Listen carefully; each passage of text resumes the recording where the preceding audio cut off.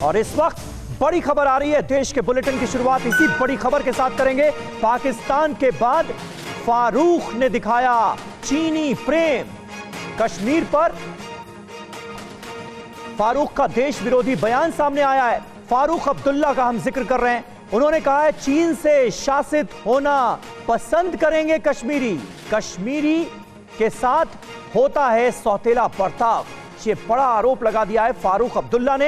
एक news portal को फारूक अब्दुल्ला ने दरअसल इंटरव्यू दिया है। जम्मू कश्मीर के पूर्व मुख्यमंत्री, नेशनल कॉन्फ्रेंस के बड़े नेता फारूक अब्दुल्ला का यह कहना कि चीन से शासित होना पसंद करेगा कश्मीरी, अपने आप में देखिए कितनी विवादित बात कर दी है फारूक अब्दुल्ला ने। और निश्चित तौर पर यह बड़ा देश विरोधी बयान सामने आया है फारूक अब्दुल्ला का, जिसमें वो ये कह रहे हैं कि चीन से शासित होना पसंद करेंगे कश्मीरी। यानी अभी भी कश्मीरियों को अलग करके देखने की जो कवायद है नेशनल कॉन्फ्रेंस के नेताओं की, वो खत्म नहीं हुई है। आर्टिकल 370 हटाए जाने के बाद की जो बिलबिलाहट है, दरअसल वो भी इसके पीछे एक बड़ा रीजन है। और अब एक बड़ा देश विरोधी बयान दिया है फारूक अब्दुल्ला ने। मनीष झा हमारे साथ मौजूद हैं। मनीष, जरा हमारे दर्शकों को बताइए, कहने की कोशिश क्या कर रहे हैं फारूक अब्दुल्ला, क्या कहना चाह रहे हैं? एक भारतीय भला चीन से शासित होना क्यों पसंद करेगा, कैसे पसंद करने लगेगा? बिल्कुल सही कहा समीर आपने। और मैं यही सोच रहा हूं कि जो व्यक्ति या जो परिवार स्वतंत्र भारत के इतिहास में कश्मीर में सबसे अधिक लाभान्वित रहा, जिसने कश्मीर पर सबसे लंबे समय तक शासन किया, जिस व्यक्ति ने भारत सरकार में मंत्री पद का भी संभाला और जो लोकतांत्रिक प्रक्रिया में लगातार शामिल थे, उनके मुंह से इस तरह की बातें जब निकलती है तो समझ में नहीं आता कि क्या फारूक अब्दुल्ला साहब को उम्र का असर हो गया है या फिर धारा 370 के लागू होने के बाद वो ये धारा 370 हटाए जाने के बाद जब वो ये देख रहे हैं।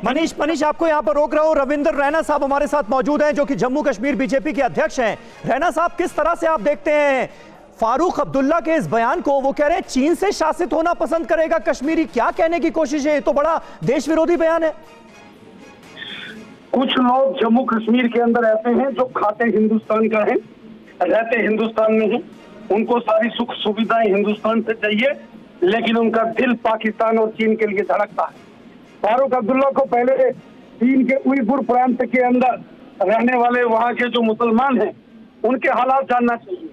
चीन के अंदर रहने वाले मुसलमान अपने नाम के पीछे मोहम्मद नहीं लगा सकते, वो नमाज नहीं पढ़ सकते, वो रोजे नहीं रख सकते। वहाँ चीन के अंदर जो मुसलमान है वो मस्जिद नहीं बना सकते।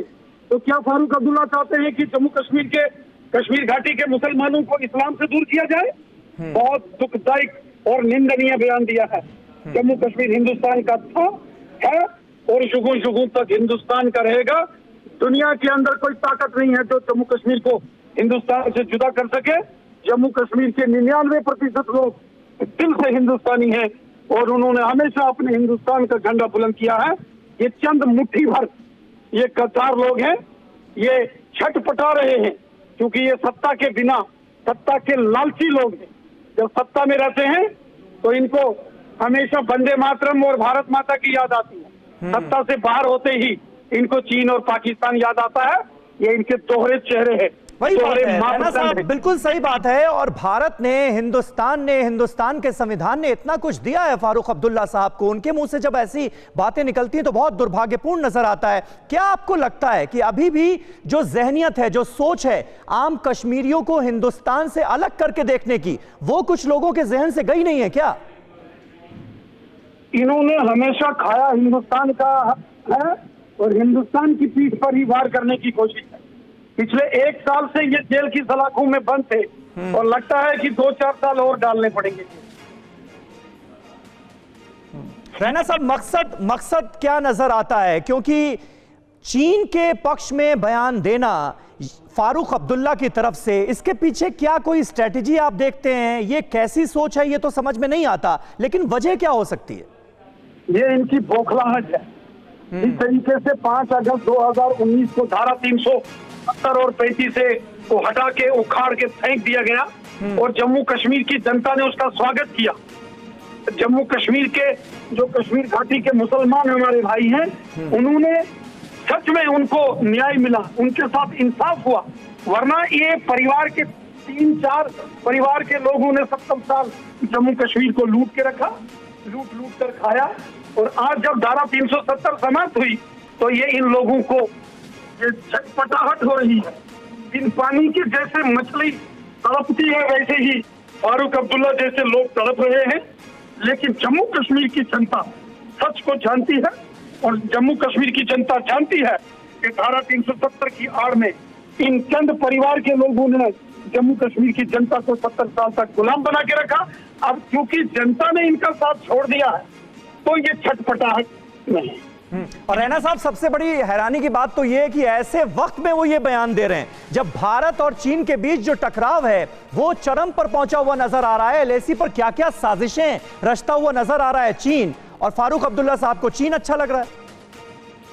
मैं आपके चैनल के माध्यम से डॉक्टर फारूक अब्दुल्ला को ये कहता हूं, अगर आपको चीन इतना ही प्यारा है तो आप चीन में चले जाइए। आप चीन का इतना ही महिमा मंडप कर रहे हैं, चीन से इतना मोहब्बत और प्यार है तो चीन क्यों नहीं चले जाते। चलिए, शुक्रिया रविंद्र रैना साहब आपका हमसे बातचीत करने के लिए। जम्मू कश्मीर बीजेपी के अध्यक्ष रविंद्र रैना हमसे बातचीत कर रहे थे। निश्चित तौर पर बहुत ही हैरानी भरा बयान है ये, और बहुत दुर्भाग्यपूर्ण इसे कहा जा सकता है, देश विरोधी इसे कहा जा सकता है। अब फारूक अब्दुल्ला ने ऐसा बयान क्यों दिया ये तो वही बता सकते हैं, लेकिन बीजेपी का यह कहना है कि दरअसल ये छटपटाहट है। जिस तरह से आर्टिकल 370 को हटाया गया, जिस तरह से ऐसे लोगों की बोलती बंद की गई जो कि पाकिस्तान परस्त बयान देते थे, उससे कहीं ना कहीं बौखलाए हुए हैं फारूक अब्दुल्ला, और इसी वजह से अब उन्हें चीन प्यारा नजर आने लगा है। और वो ये कह रहे हैं कि आम कश्मीरी जो है वो चीन की परस्ती में रहना ज्यादा पसंद करेगा। क्या आप पर भी बरपा है जालसाजी का कहर? सपने टूटे आपके, न घर के न घाट के।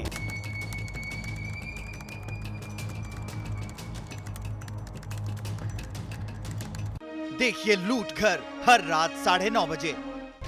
फिक्र आपकी,